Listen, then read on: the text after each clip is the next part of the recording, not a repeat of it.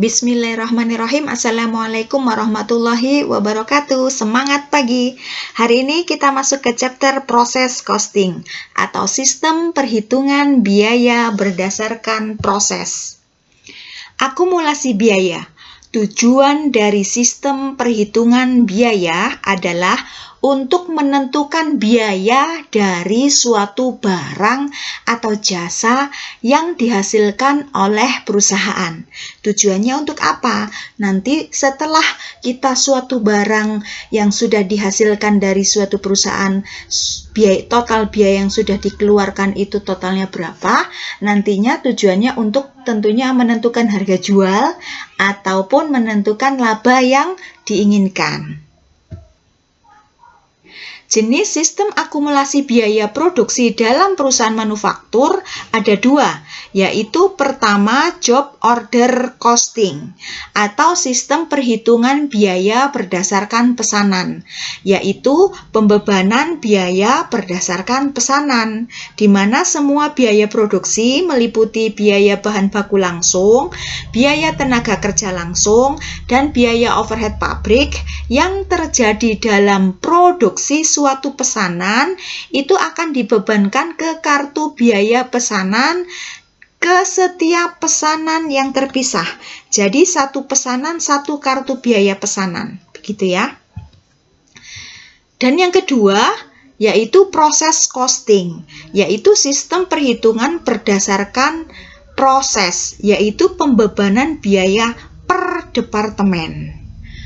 Proses costing adalah suatu metode di mana bahan baku, biaya tenaga kerja langsung, dan biaya overhead pabrik itu nantinya akan dibebankan ke pusat biaya atau per departemen. Di mana rumusnya biaya yang dibebankan ke setiap unit produk yang dihasilkan oleh setiap departemen produksi, yaitu rumusnya total biaya yang dibebankan, tentunya total biaya produksi ya, dibagi dengan jumlah unit yang diproduksi, jumlah unit yang dihasilkan. Karakteristik penentuan biaya proses. Pertama, aktivitas produksinya bersifat terus-menerus, jadi tidak berdasarkan pesanan. Produksi terus tujuannya untuk mengisi gudang barang jadi atau untuk langsung dijual. Contohnya ya, suatu perusahaan industri yang menggunakan sistem pesanan atau job order costing dan yang menggunakan sistem proses. Saya kasih contoh dengan perusahaan industri yang ada di lingkungan kita supaya kalian dapat memahami dan dapat mengerti, nyampe analisanya gitu ya, karena mungkin di lingkungan kita kalian akan melihat prosesnya bagaimana. Untuk industri sepatu, kebetulan di Bogor, terutama di Ciamas, pusat sepatu ya, di Jawa Barat, selain di Bandung ya. Nah, untuk industri sepatu, sebagian UMKM menggunakan job order costing, yaitu suatu bengkel yang hanya akan memproduksi apabila ada pesanan saja. Misalnya bengkel Yongki, misalnya bengkel dokter, misalnya bengkel Dr. Kevin, sepatu Dr. Kevin, atau bahkan misalnya bengkel-bengkel sepatu lainnya yang mendapatkan orderan dari pasar Anyar, dari pasar Bogor, atau mungkin dari pasar Senen. Nah, dan sebagian bengkel ada yang menggunakan sistem biaya proses. Artinya dia sebagian memiliki bengkel sendiri, memiliki toko sendiri di pasar, ataupun mungkin dijualin sendiri, setelah produksi ditawar-tawarkan sendiri. Artinya, jadi untuk penentuan biaya proses ini, suatu industri sepatu dia akan produksi terus tanpa adanya pesanan. Terus misalnya pabrik tahu, pabrik industri tempe, industri gula pasir, industri terigu, industri sagu, industri sabun gitu ya. Nah, itu aktivitas produksinya bersifat terus-menerus tanpa adanya pesanan gitu ya. Tujuannya untuk mengisi gudang barang jadi dan nantinya tujuannya untuk dijual. Kedua, produksi bersifat massa dengan tujuan untuk mengisi persediaan yang siap untuk dijual. Artinya produksinya serentak sama. Karena apa? Karena sifatnya nanti barangnya bersifat homogen. Bersifat massa ya, banyak. Misalnya produksi tahu langsung ya, misalnya dalam kuantitas tahunya memerlukan kedelai atau memerlukan tahu berapa peti, misalnya 10 peti, jadi langsung produksinya massa, tidak berdasarkan per peti atau tahu modelnya model Doraemon, model apa, enggak gitu ya, jadi massa langsung banyak gitu ya. Terus yang ketiga, produk yang dihasilkan dalam suatu departemen atau pusat biaya relatif homogen dan berdasarkan standar. Jadi produk yang dihasilkan itu bentuknya relatif homogen. Jadi satu jenis atau satu bentuk, misalnya gula pasir bentuknya kan sama gitu ya, tahu bentuknya sama, ada yang bulat-bulat semua. Yang dihasilkan misalnya tahu bulat berarti yang dihasilkan adalah bulat, tahu Sumedang kotak, tahu apa gitu ya, jadi relatif homogen, sama yang dihasilkan dan berdasarkan standar, artinya tidak memiliki kualifikasi tertentu. Seperti halnya kalau pesanan kan misalnya pesan meja kerja dengan model seperti ini, laci seperti ini gitu kan, jadi memiliki kualifikasi tertentu. Sedangkan untuk biaya proses standar. Misalnya meja kerja seperti di kantor-kantor biasa, nah itu standar. Misalnya Olimpik dia memproduksi meja kerja standar, memang karena tujuannya untuk langsung dijual tanpa adanya pemesan gitu ya. Keempat, biaya dibebankan ke setiap unit dengan membagi total biaya yang dibebankan ke pusat biaya dengan total unit yang diproduksi. Karena produksinya bersifat massa, maka untuk menentukan biaya per unitnya tentunya dari total biaya ditotalkan setelah produksi, total biaya berapa yang dikeluarkan dibagi dengan unit yang dihasilkan gitu ya. Selanjutnya pengumpulan biaya dilakukan berdasarkan periode waktu tertentu. Jadi untuk menghitung biaya produksinya pada setiap akhir bulan gitu ya, periode waktu tertentu, misalnya tiap bulan atau mungkin tiap, rata-rata sih standar periode waktunya adalah per bulan. Unit ekuivalen. Unit ekuivalen produksi atau ekuivalen produksi itu adalah penyetaraan barang dalam proses menjadi barang jadi. Artinya,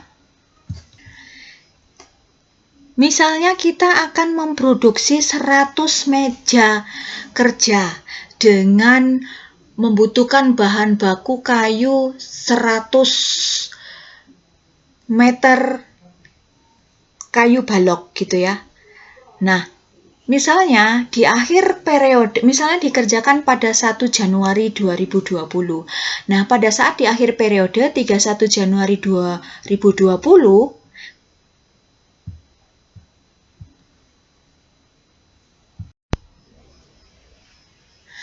ternyata barang yang sudah selesai baru sebanyak 80 unit. Sisanya yang 20 unit masih barang dalam proses atau barang setengah jadi. Artinya belum selesai. Ya mungkin sebagian belum ada kakinya, atau mungkin sudah finish semua, sudah terpasang semua namun belum di finishing, belum dicat, belum dikasih aksesoris. Nah, gitu ya. Nah, itu kan untuk menghitung biaya produksi seluruhnya, biaya setengah jadi itu kan juga harus dihitung. Sudah menyerap biaya berapa barang setengah jadi itu? Sudah menyerap bahan baku berapa persen? Menyerap biaya tenaga kerja berapa banyak? Menyerap biaya overhead pabrik berapa banyak? Kan gitu ya. Itu harus dihitung. Nah, untuk menghitung barang setengah jadi itu kan agak susah. Oleh karena itu dalam akuntansi biaya untuk menghitung barang setengah jadi tersebut menggunakan unit ekuivalen gitu.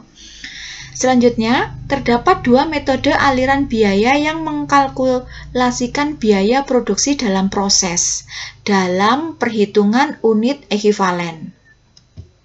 Jadi untuk menghitung unit ekuivalen ini ada dua metode. Pertama, aliran biaya rata-rata tertimbang, yaitu rumusnya barang jadi ditambah barang dalam proses akhir kali tingkat penyelesaiannya. Seperti saya bilang ya tadi, misalnya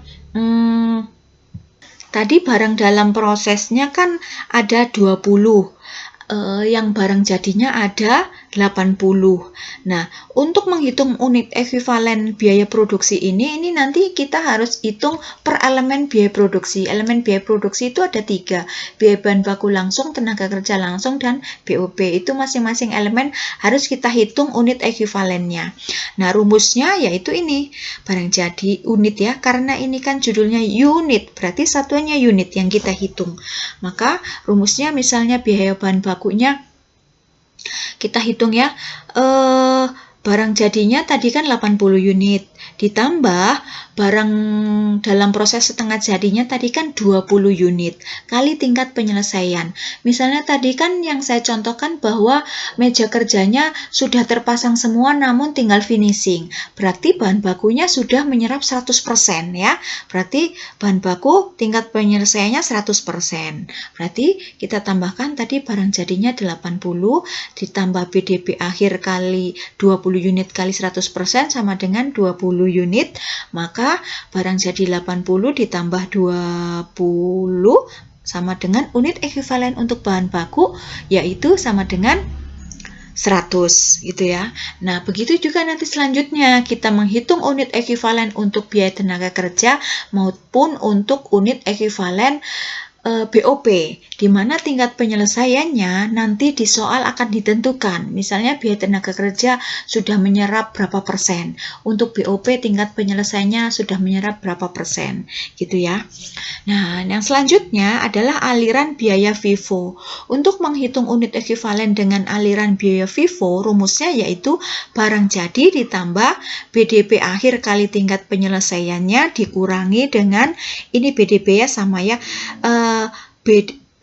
Kalau P itu produk, gitu. Kalau B barang. Jadi sama-sama produk atau sama-sama barang gitu ya. Produk dalam proses atau barang dalam proses ya. Awal kali tingkat penyelesaiannya. Ini saya kasih contoh ya.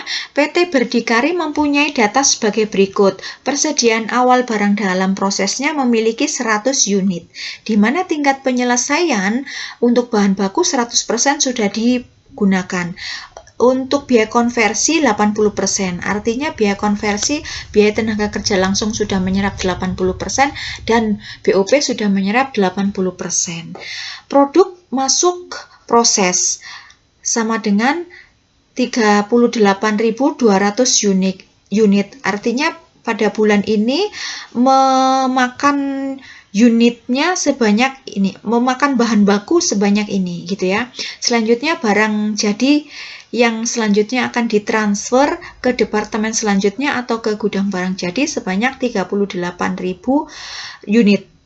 Kemudian ada persediaan akhir barang dalam proses sebanyak 1.200 unit, di mana tingkat penyelesaiannya bahan bakunya baru 80%, untuk BTKL 75% dan BOP-nya 75%. Diminta hitung unit ekuivalen produksi menggunakan pertama dengan aliran biaya rata-rata tertimbang dan yang kedua menggunakan biaya FIFO. Pertama, kita jawab dulu apabila menggunakan aliran biaya rata-rata tertimbang, di mana rumusnya tadi barang jadi ditambah barang dalam proses akhir kali tingkat penyelesaiannya, gitu ya. Ini bisa, perhitungannya bisa dengan susunan ke bawah seperti ini atau langsung ini. Kalau lebih simpel boleh seperti ini, langsung gini. Jadi ini saya paparkan dengan dua metode, dengan secara ke bawah dan ke samping. Jadi ini ke arah ini vertikal ya, ke bawah. Kalau ini kan horizon ya, ke samping. Nah gitu deh ya. Rumusnya kan ini pakai rumus ini ya, barang jadi tadi di soal disebutkan 38 unit gitu ya. Pakai rumus sama ya, masukin semua untuk elemen biaya bahan baku, biaya tenaga kerja langsung, dan BOP ya, barang jadinya sama unitnya. Nah, yang membedakan itu nanti adalah tingkat penyelesaian di BDP akhirnya gitu kan, di BDP akhir.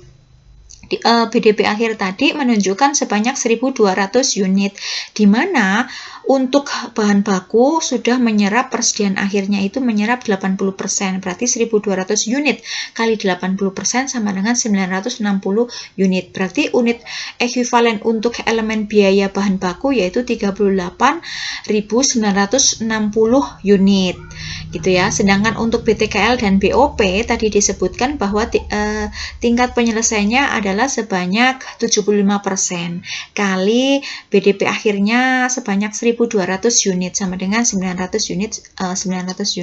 Berarti total unit ekuivalen untuk BTKL 38.900 unit dan unit ekuivalen untuk elemen biaya BOP sebanyak 38.900 unit, atau disusun seperti ini ya, enakan seperti ini mungkin ya barangkali. Jadi kalian boleh memilih nanti untuk menghitung unit ekuivalennya seperti ini atau yang di atas. Sepertinya lebih praktis ini ya dan mudah dipahami seperti ini ya. Nah itu option aja, mangga lebih mudah yang mana atau lebih dapat dipahami mana. Selanjutnya, yang menggunakan aliran biaya FIFO. Rumusnya, barang jadi ditambah BDP akhir kali tingkat penyelesaiannya dan dikurangi BDP awal kali tingkat penyelesaiannya. Nah, ini saya menggunakan rumus yang horizon ya. Yaitu pertama, kita hitung setiap elemen biaya produksi ya, unit ekuivalennya untuk biaya bahan baku. Ini barang jadinya tadi ya, barang jadinya sebanyak 38.000 unit ditambah persediaan akhir barang dalam prosesnya 1.200 unit kali tingkat penyelesaiannya untuk BDP akhirnya tadi 80% dikurangi dengan ini persediaan awal ya, BDP awal 1.000 unit kali tingkat penyelesaian bahan baku di persediaan awal. Jadi jangan ketuker. Ini tingkat penyelesaian di BDP akhirnya ya, ini tingkat penyelesaian di BDP awal gitu. Ini semua tertera di soal. Saya tunjukkan kembali. Nah ini ya, ini adalah tingkat penyelesaian untuk persediaan awal BDP. Nah ini tingkat penyelesaiannya, dan ini adalah tingkat penyelesaian untuk BDP akhir. Ini untuk tingkat penyelesaian BDP awal gitu ya. Nah, selanjutnya unit ekuivalen bahan baku dihasilkan dengan rumus ini, hasilnya yaitu 37.960 unit. Untuk unit ekuivalen BTKL, rumusnya sama ya, tinggal kita masukin, biasanya yang membedakan adalah tingkat penyelesaian untuk masing-masing elemen biaya ini, biaya produksi. Nah, BTKL hasilnya 38.100 unit. Untuk BOP ya rumusnya sama, kita masukkan hasilnya 38.100 unit. Perhitungan biaya per departemen. Akuntansi untuk pemakaian biaya bahan baku. Contoh, PT Bogor adalah perusahaan mainan anak-anak dengan merek BB. Perusahaan mempunyai 2 departemen produksi, yaitu Departemen Pemotongan dan Departemen Perakitan. Untuk kedua departemen tersebut, perusahaan mempunyai 2 akun produk dalam proses secara terpisah. Permintaan bahan baku yang digunakan di Departemen Pemotongan sebesar Rp7.800.000 dan permintaan bahan baku di Departemen Perakitan sebesar Rp5.650.000. Diminta buat jurnal atas permintaan bahan baku tersebut. Jurnalnya adalah di sini permintaan bahan baku untuk Departemen Pemotongan sebesar Rp7.800.000. Berarti di debit barang dalam proses Departemen Pemotongan sebesar Rp7.800.000 dan permintaan bahan baku dari gudang material ke Departemen Perakitan atau pabrik. Bagian Departemen Perakitan adalah ini pabrik ya atau bagian produksi sebesar Rp5.650.000. Berarti debitnya barang dalam proses Departemen Perakitan Rp5.650.000. Kreditnya persediaan bahan baku. Di kredit persediaan baku artinya bahan baku yang ada di gudang material berkurang karena sudah dikirim ke bagian produksi ini. Sebesar totalnya yaitu Rp13.450.000. Selanjutnya contoh akuntansi atau jurnal atau pencatatan untuk biaya tenaga kerja. Contoh PT Cianjur adalah perusahaan perakitan radio dengan merek Gajah. Perusahaan mempunyai dua departemen produksi, yaitu Departemen Perakitan dan Departemen Penyelesaian. Untuk kedua departemen tersebut, perusahaan mempunyai akun produk dalam proses secara terpisah. Selama bulan Agustus, jam kerja langsung yang diserap Departemen Perakitan sebanyak 1.840 jam dengan tarif Rp2.000 per jam. Sedangkan Departemen Penyelesaian yaitu 1.650 jam dengan tarif per jamnya 1.500 per jam ya. Diminta buat jurnal atas penyerapan biaya tenaga kerja di masing-masing departemen tersebut. Pertama yaitu penyerapan Departemen Perakitan. Di sini disebutkan bahwa sudah menyerap sebanyak 1.840 jam dengan tarif 2.000, berarti tinggal kita kalikan. Maka hasilnya yaitu Rp3.680.000. Ini adalah penyerapan biaya tenaga kerja untuk Departemen Perakitan. Sedangkan untuk penyerapan biaya tenaga kerja untuk Departemen Penyelesaian 1.650 jam kali Rp1.500 sama dengan Rp2.475.000. Di debitnya BDB Departemen Penyelesaian dan kreditnya adalah beban gaji Rp6.155.000. Jurnal pemakaian tenaga kerja ini antara metode job order costing dengan proses costing itu hanya bedanya untuk proses costing ditambahkan nama departemen pemakai ya, departemen pemakai. Sedangkan job order costing tidak ya, karena job order costing perhitungan biayanya yaitu per pesanan bukan per departemen gitu ya. Sama untuk pemakaian biaya bahan baku juga ya, debitnya untuk pemakaian bahan baku adalah barang dalam proses per departemen gitu ya.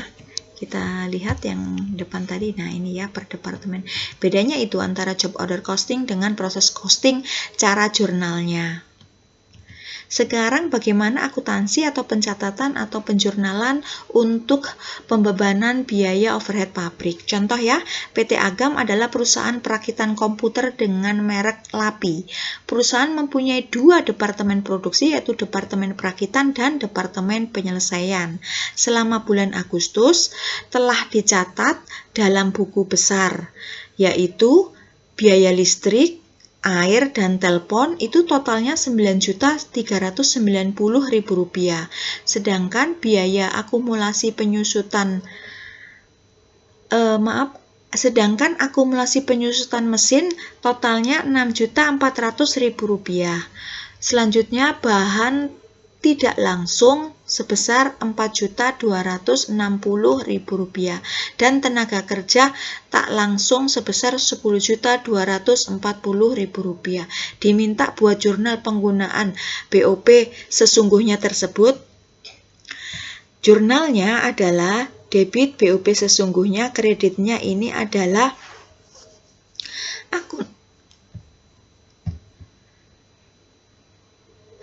pasangan pemakaian beban overhead pabrik yang sesungguhnya terjadi.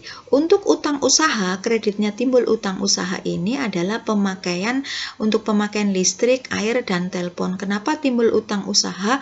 Karena beban ini tagihannya sudah ada sekian, namun belum dibayar untuk periode sekarang. Dibayarnya biasanya awal bulan periode selanjutnya, sehingga timbul utang usaha. Nah, sedangkan untuk beban penyusutan mesin, ya, beban penyusutan mesin pabrik itu masuk di dalam akuntansi biaya, masuk ke akun BOP sesungguhnya. Di kreditnya adalah akumulasi penyusutan mesin. Untuk pemakaian bahan baku tidak langsung, kreditnya yaitu bahan baku tidak langsung berkurang karena sudah dipakai di dalam BOP sesungguhnya ini, gitu ya, sebesar Rp4.260.000.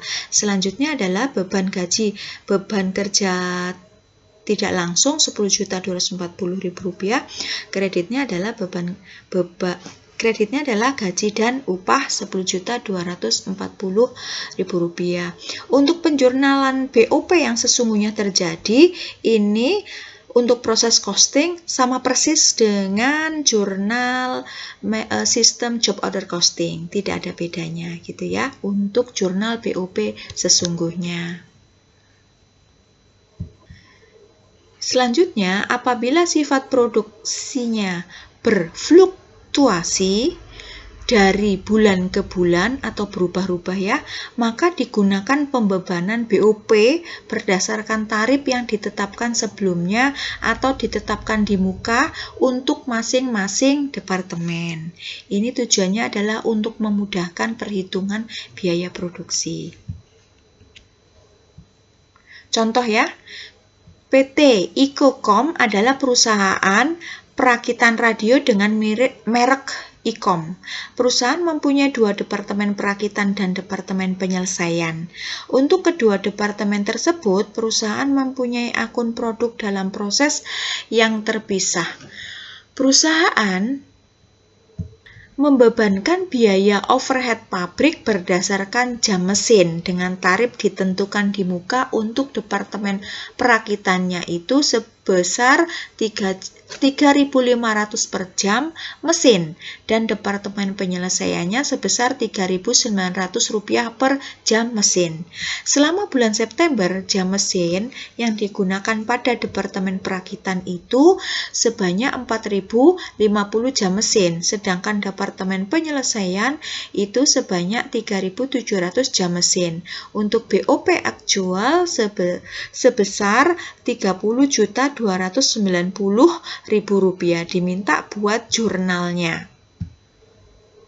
Tentunya untuk menghitung pembebanan BOP per departemen, pertama yaitu untuk barang dalam proses departemen perakitan, menghitung BOP dibebankan yaitu jam mesin real yang sudah dipakai berapa jam, yaitu 4.050 jam mesin dikalikan tarifnya yaitu 3.500, hasilnya Rp14.175.000. Sedangkan untuk pembebanan BOP untuk departemen penyelesaian berarti ya sama, yaitu jam mesin yang sudah digunakan di departemen penyelesaian yaitu sebanyak 3.700 jam dikalikan dengan tarifnya 3.500 per jam, hasilnya Rp14.430.000. Total kreditnya adalah sekian, begitu ya. Apabila perusahaan menentukan estimasi BOP di awal periode, maka kemungkinan besar pada akhir periode setelah selesainya proses produksi, kemungkinan besar akan terjadi selisih antara BOP yang diestimasi dengan BOP actualnya, ya kan? Nah, selisihnya ini maka kita harus perhitungkan dan kita jurnal. Di sini diketahui bahwa di akhir periode BOP aktualnya itu sebesar Rp30.290.000, sedangkan BOP yang sudah dibebankan yaitu sebesar Rp28.605.000. Berarti terjadi selisih kan? Sekian. Mari kita lihat perhitungannya.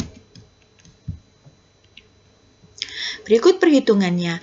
BOP dibebankan sebesar tadi totalnya kan sudah dihitung ya, Rp28.650.000, sedangkan BOP dibebankan BOP aktualnya Rp30.290.000. Berarti ada selisih Rp1.685.000. Nah, ini selisihnya adalah under apply atau kurang dibebankan. Berarti BOP yang dibebankan lebih kecil dari jumlah BOP yang real terjadi atau BOP aktualnya, gitu ya. Selanjutnya, bagaimana cara menyusun laporan biaya produksi untuk proses costing per departemen ya. Dalam menentukan biaya proses, semua biaya yang dibebankan ke setiap departemen produksi dapat diikhtisarkan dalam laporan biaya produksi untuk masing-masing departemen. Laporan biaya produksi memiliki format yang beragam, namun minimal memiliki informasi secara konsepnya ya. Ini ada 3. Pertama yaitu ada schedule kuantitas, kedua ada biaya dibebankan, dan yang ketiga adalah pertanggungjawaban biaya. Untuk schedule kuantitas, memuat informasi produk dalam proses awal, produk masuk proses pada periode bersangkutan, produk selesai yang akan ditransfer ke departemen berikutnya atau ke gudang barang jadi, selanjutnya produk dalam proses akhir, artinya persediaan akhir barang dalam proses, dan produk hilang, produk cacat, dan produk rusak. Yang kedua, biaya dibebankan itu memuat informasi biaya produk dalam proses awal, biaya yang dibebankan dari departemen sebelumnya, dan yang ketiga adalah biaya dibebankan periode bersangkutan. Ada unit ekuivalen dan biaya per unit masing-masing elemen biaya. Elemen biaya produksi yaitu terdiri dari biaya bahan baku, langsung biaya tenaga kerja, dan BOP. Yang ketiga adalah pertanggungjawaban biaya. Ini memuat informasi biaya yang ditransfer ke departemen berikutnya atau ke gudang barang jadi. Biaya produk yang hilang akhir proses atau biaya produk yang hilang. Lalu biaya produk rusak, biaya produk cacat, biaya yang telah diserap dalam produk dalam proses. Nah, nanti untuk biaya yang dibebankan totalnya harus balance dengan total biaya pertanggungjawaban biaya. Untuk selanjutnya, pembahasan atau tutorial mengenai penyusunan laporan biaya produksi baik di Departemen 1 maupun di Departemen 2, 3, dan seterusnya itu sudah saya sajikan di dalam YouTube yang sudah terupload ya di YouTube. Mangga disimak. Bismillahirrahmanirrahim. Assalamualaikum warahmatullahi wabarakatuh. Semangat pagi. Kali ini saya akan menjelaskan bagaimana cara menyusun laporan biaya produksi untuk perusahaan baik yang memiliki hanya satu departemen produksi ataupun lebih dari 2 departemen produksi. Sekarang kita bahas dulu mengenai departemen pertama atau perusahaan yang memiliki hanya satu departemen. Jadi, perusahaan yang memiliki hanya satu departemen atau lebih dari satu departemen, misalnya memiliki 2 departemen, memiliki 3 departemen produksi, atau bahkan lebih, untuk departemen 1, penyusunannya adalah sebagai berikut. Pada dasarnya, untuk menyusun laporan biaya produksi, itu ada 3 konsep, ya. atau ada 3 langkah-langkah yang harus diikutin. Pertama, yang harus dihitung yaitu schedule kuantitas. Perlu dicatat ya notes-notesnya. Ini saya kasih tanda merah. Schedule kuantitas. Namanya juga kuantitas. Berarti kan satuannya unit gitu ya. Dan bisa jadi nanti misalnya kilogram atau apa ya. Karena ini adalah kuantitas. Kita pakai contohnya unit satuannya ya. Untuk menghitung schedule kuantitas, langkah pertama yaitu kita menghitung jumlah unit yang diproduksi di periode bulan ini, gitu ya. Pertama yaitu persediaan awal. Ada berapa unit? Ditambah dengan dimulai di periode ini, berapa unit? Totalnya adalah jumlah unit yang diproduksi bulan ini, ya. Ini dimulai di periode ini adalah bahan baku yang diterima Departemen 1 dari gudang material tentunya ya, karena Departemen 1 kan departemen awal gitu ya. Selanjutnya, ini kan ketemu jumlah unit yang diproduksi bulan sekarang kan 800. Akan kita hitung selanjutnya pertanggungjawaban unit, yaitu pertama, selama periode berjalan 800 unit ini ya sudah jadi berapa unit. Nah, ini ditransfer ke departemen selanjutnya ya.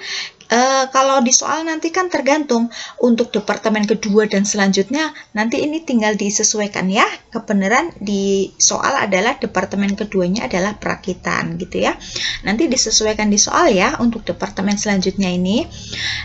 Nah, ini dicontoh soalnya misalnya 650 unit. Selanjutnya diketahui persediaan akhir barang dalam prosesnya 150 unit.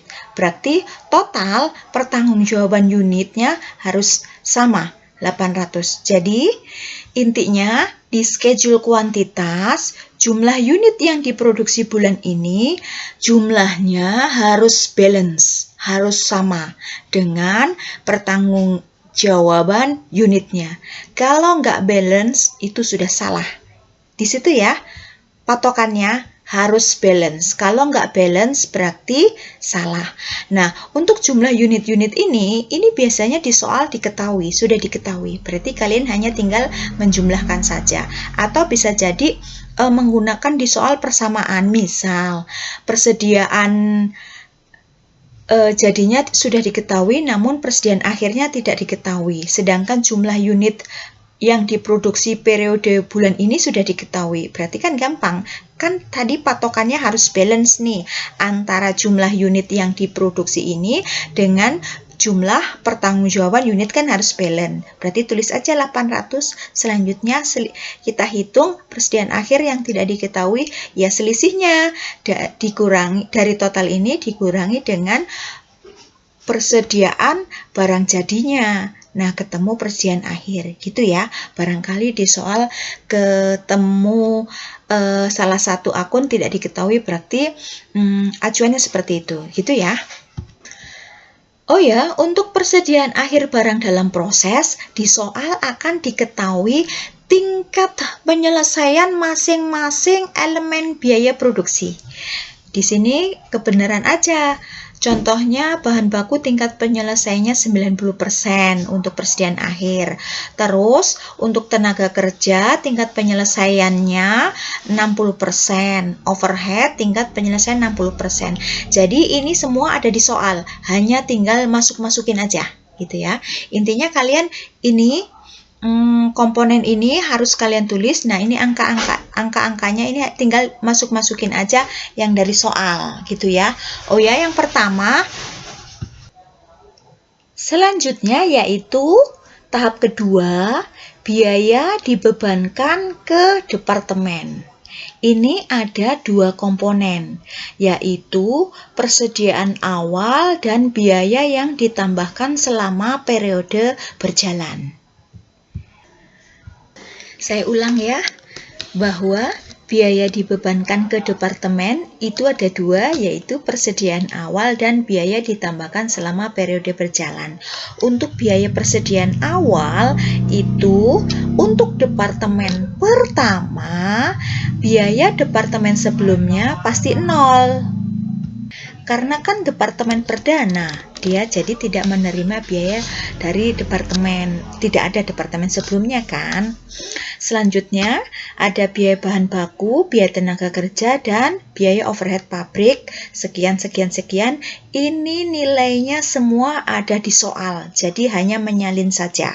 Total biaya di persediaan awal sekian, ini hanya menyalin di soal, biasanya seperti itu.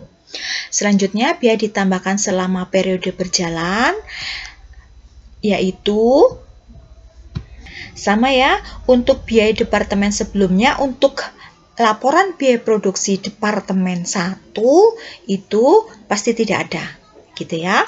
Selanjutnya ada biaya bahan baku, biaya tenaga kerja, dan biaya overhead pabrik. Nah, ini tinggal dimasukkan ya. Ini kolomnya di sini ya, lurusnya ya. Total biayanya berapa? Biaya bahan baku sekian, tenaga kerja sekian, overhead pabrik sekian. Jadi total biaya yang ditambahkan selama periode berjalan adalah sekian. Nah, ini ada di soal. Jadi hanya biaya yang ditambahkan selama periode berjalan ini tinggal memasukkan saja angkanya ya, tinggal memasukkan saja. Nah, biasanya mahasiswa suka ketuker antara biaya ini, biaya produksi ini ya, elemen biaya produksi ketiga ini, antara biaya persediaan awal dengan biaya yang ditambahkan periode berjalan. Jadi hati-hati. Jadi untuk sampai sini masih sebatas menyalin dari soal atau memasukkan angka-angka dari soal ya.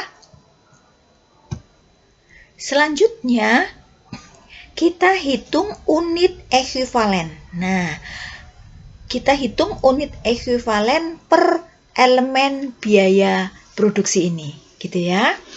Rumusnya untuk menghitung unit ekuivalen dengan metode rata-rata tertimbang, rumusnya yaitu barang jadi, unit barang jadi, ditambah persediaan akhir barang dalam proses, kali tingkat penyelesaian masing-masing elemen biaya. Contoh, kita menghitung unit ekuivalen untuk elemen biaya bahan baku ya. Di sini rumusnya tadi kan unit barang jadi. Nah, ini kan bisa dilihat dari sini. Ini kan barang jadi ditransfer ke departemen selanjutnya. Berarti barang jadi di departemen yang pertama ya, berapa? 650 unit ya, 650 unit ditambah persediaan akhir barang dalam proses yaitu 150 unit. Kita lihat nih, 150 unit persediaan akhir barang dalam proses. Nah, dikali dengan tingkat penyelesaian elemen biaya apa ini? Bahan baku, tingkat penyelesaiannya berapa? Kita lihat di sini. Nah, ini bahan baku, ini tingkat penyelesaiannya yaitu 90%. Maka ketemu 785 unit. Begitu juga kita menghitung unit ekuivalen untuk elemen biaya tenaga kerja dan BOP, sama ya rumusnya. Nah, selanjutnya kita masukkan unit ekuivalennya di sini ya. Nah, karena ini departemen pertama tidak ada biaya dari departemen sebelumnya, maka unit ekuivalennya juga nggak usah dihitung ya. Selanjutnya, kita hitung biaya per unit dari masing-masing elemen biaya ini, gitu ya. Karena ini menggunakan metode rata-rata tertimbang, maka rumus untuk menghitung biaya per unitnya yaitu pertama, biaya persediaan awal. Nah, oke ya, karena ini departemen pertama, maka kan departemen sebelumnya tidak ada. Berarti kita langsung menghitung biaya per unit untuk elemen biaya bahan baku ya, yaitu rumusnya pertama, biaya bahan baku dari persediaan awal ditambah biaya bahan baku dari biaya yang ditambahkan selama periode berjalan dibagi dengan unit ekuivalen. Ketemu biaya per unit biaya bahan baku. Begitu juga kita menghitung biaya per unit untuk tenaga kerja, yaitu biaya persediaan awal, biaya tenaga kerja di persediaan awal, ditambah biaya tenaga kerja di biaya periode berjalan dibagi dengan unit ekuivalen, ketemu biaya per unit untuk elemen biaya tenaga kerja. Begitu juga untuk menghitung biaya per unit untuk elemen biaya BOP.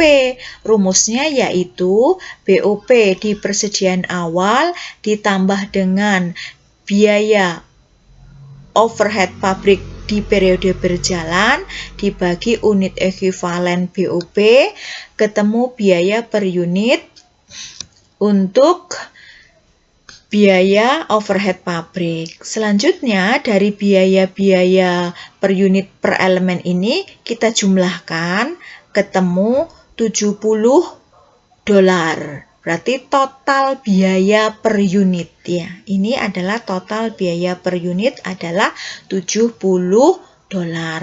Dan total biaya yang dibebankan yaitu terdiri dari biaya persediaan awal ditambah dengan total biaya yang ditambahkan periode berjalan, ketemu total biaya yang dibebankan sama dengan Rp53.600. Nah, untuk perhitungan unit ekuivalen ini tidak ditampilkan di dalam laporan biaya produksi. Tidak apa-apa ya, karena ini hanya saya cantumkan untuk memudahkan menjelaskan unit ekuivalen di sini, gitu ya. Selanjutnya tahap yang ketiga ya, yaitu pertanggungjawaban biaya. Pertanggungjawaban biaya ini ada dua, yaitu pertanggungjawaban biaya tentang ditransfer ke departemen selanjutnya atau pertanggungjawaban biaya produk jadinya itu yang tadi diketahui di sini ya. Nah, ini kan ditransfer ke departemen selanjutnya. Ini unit barang jadinya kan 650 unit nih. Nah, biayanya berapa? Gitu kan? Setelah kita hitung tadi, ini kan 600 unit barang jadinya.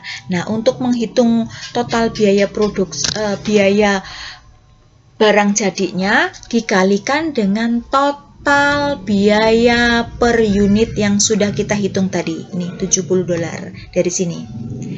Nih ya, $70. Nah, ini adalah total biayanya yang ditransfer ke departemen selanjutnya ya. Karena ini departemen pertama, maka ini adalah biaya yang ditransfer ke departemen kedua gitu ya. Ini nanti akan dimasukkan ke dalam laporan biaya produksi di departemen kedua, biaya ini. Karena kan biaya ini akan dilanjutkan lagi di departemen kedua, begitu ya. Selanjutnya, untuk pertanggungjawaban yang kedua yaitu persediaan akhir barang dalam proses, ya. Yaitu karena ini departemen pertama tidak ada biaya departemen sebelumnya ya. Lanjut, untuk elemen biaya produksi tetap ada 3 ya, biaya bahan baku, tenaga kerja, dan biaya overhead pabrik.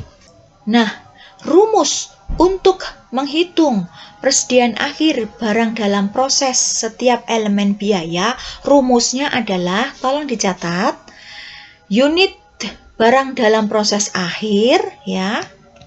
Unit, kita lihat ya persediaan akhir. Nah, unit persediaan akhir barang dalam proses berapa ini? 150 unit ya, 150 unit. Dikali dengan tingkat penyelesaian untuk barang dalam proses elemen biaya bahan baku 90%. Kita lihat 90%. Nah, ya. Terus dikalikan dengan biaya per unit untuk elemen bahan baku. Kita lihat. Nah, ini biaya produksi per unit untuk elemen biaya bahan baku. Nah, rumusnya gitu ya. Nah, ketemu 5.400. Begitu juga untuk kita menghitung persediaan akhir barang dalam proses untuk elemen biaya tenaga kerja dan elemen biaya overhead pabrik. Rumusnya sama, yaitu unit persediaan akhir barang dalam proses dikalikan dengan tingkat penyelesaiannya, lalu kali biaya per unit elemen biaya tersebut ya. Ini $12.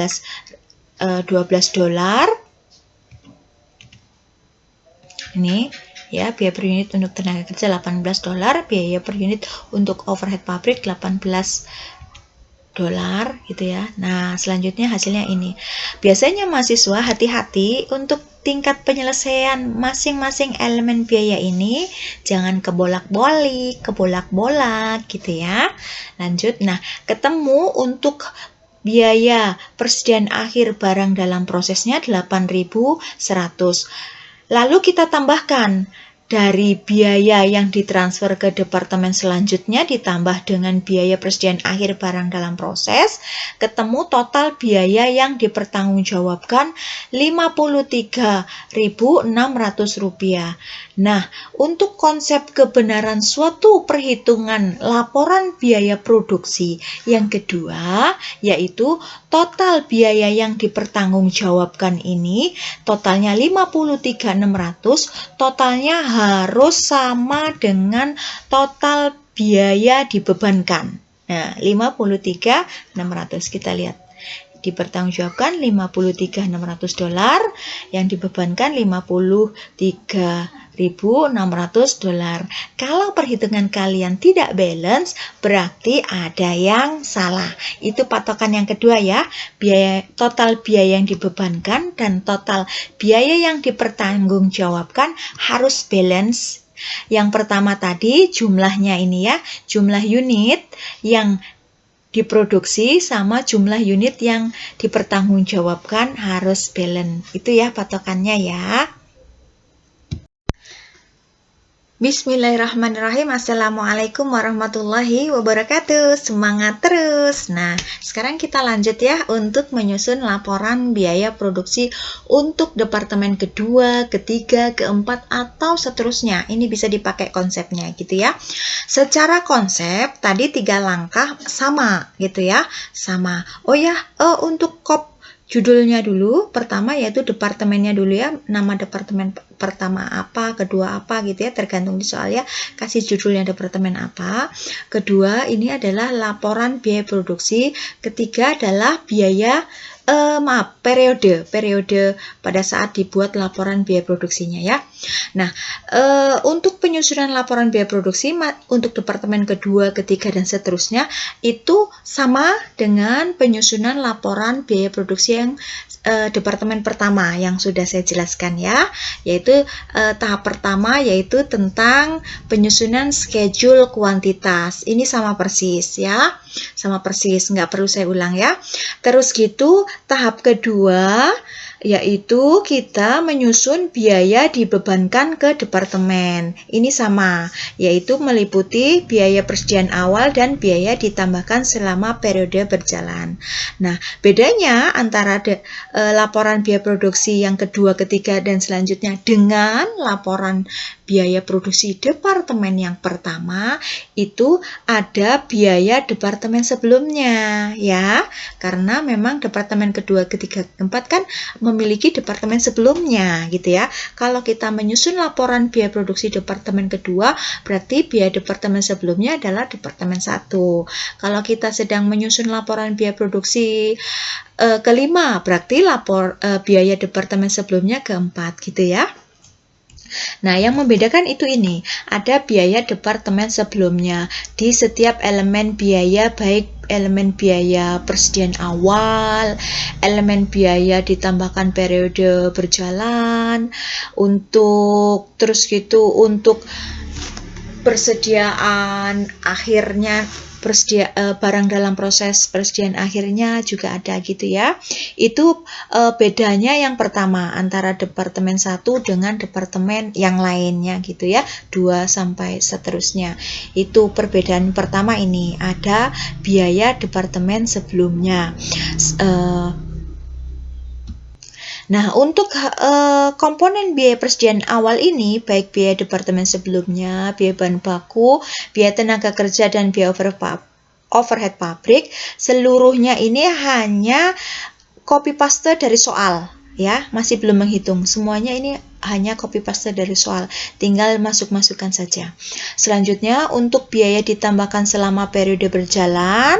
Nah, untuk biaya departemen sebelumnya ini kita ambil dari laporan biaya produksi di departemen 1, yaitu biaya yang ditransfer dari departemen 1 ke departemen selanjutnya, gitu ya. Nah, bagi laporan biaya produksi departemen yang kedua dan seterusnya, ini adalah biaya yang diterima dari departemen sebelumnya ya. Ini $45.500. Ini berasal dari sini loh. Berasal dari sini. Yaitu dari komponen pertanggungjawaban biaya yang ditransfer ke departemen selanjutnya. Ini ya, ngambilnya dari sini. Dicatat ya, tolong dicatat.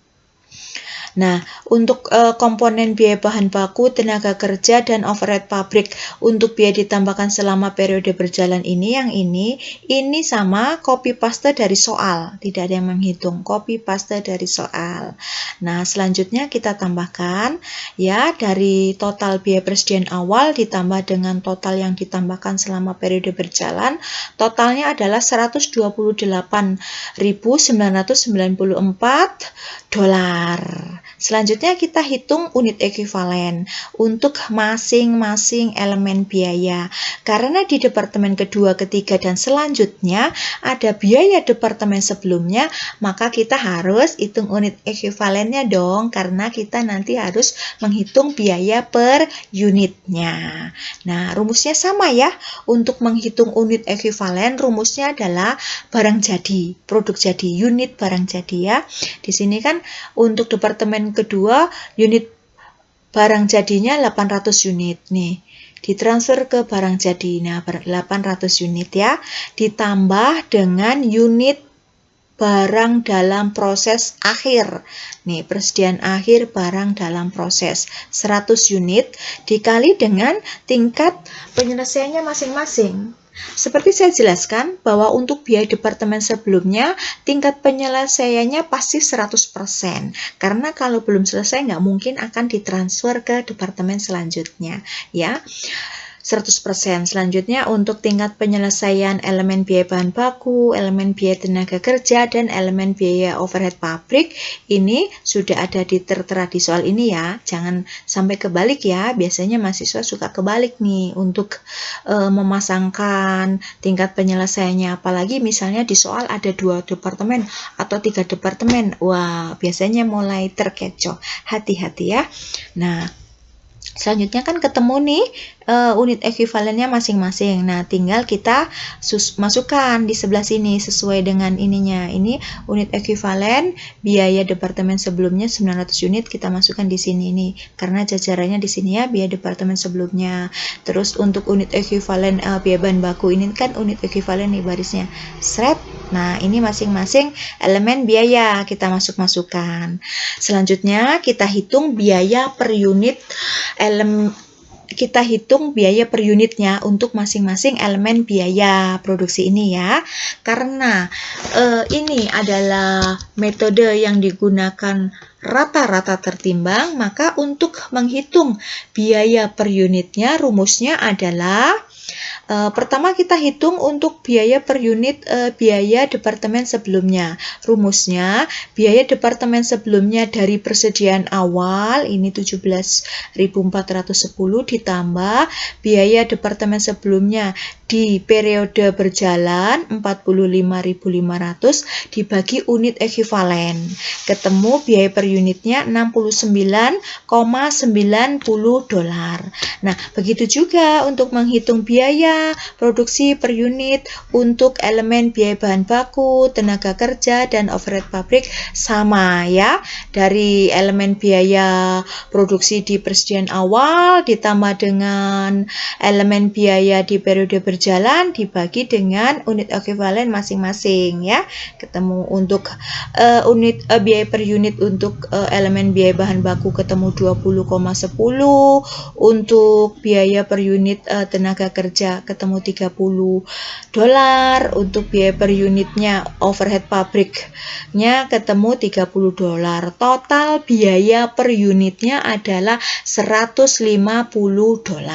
Selanjutnya Kita hitung untuk pertanggungjawaban biayanya ya. Pertama kita menghitung biaya barang jadinya yang ditransfer ke biaya barang jadinya ya, yaitu total ini unit barang jadi ya, unit barang jadi saya lihatkan barang jadinya nih ya 800 unit ya, 800 unit dikali dengan total biaya per unit yang sudah barusan kita hitung $150 ya, nih $150.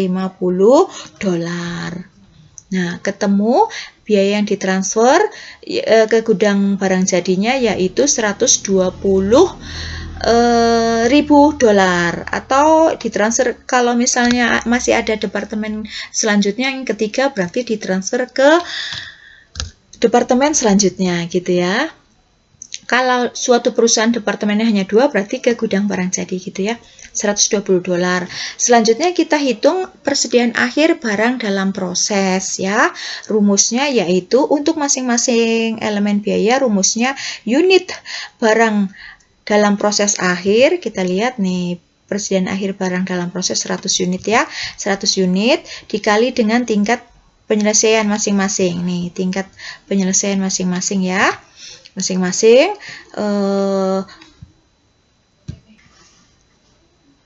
Nah, selanjutnya kita kalikan ya, 100 unit kali 100% kali 69,90 ketemu sekian. Begitu juga ini kita hitung, ketemu sekian ya. Jadi total persediaan akhir barang dalam prosesnya sekian, lalu kita jumlahkan nih total biaya bertanggungjawabkan, yaitu $128.994. Nah, total ini harus balance ya. Total yang dipertanggungjawabkan ini harus balance dengan total biaya yang dibebankan. Ini baru jawaban benar. Kalau jawaban kalian tidak balance berarti salah, ada yang salah gitu.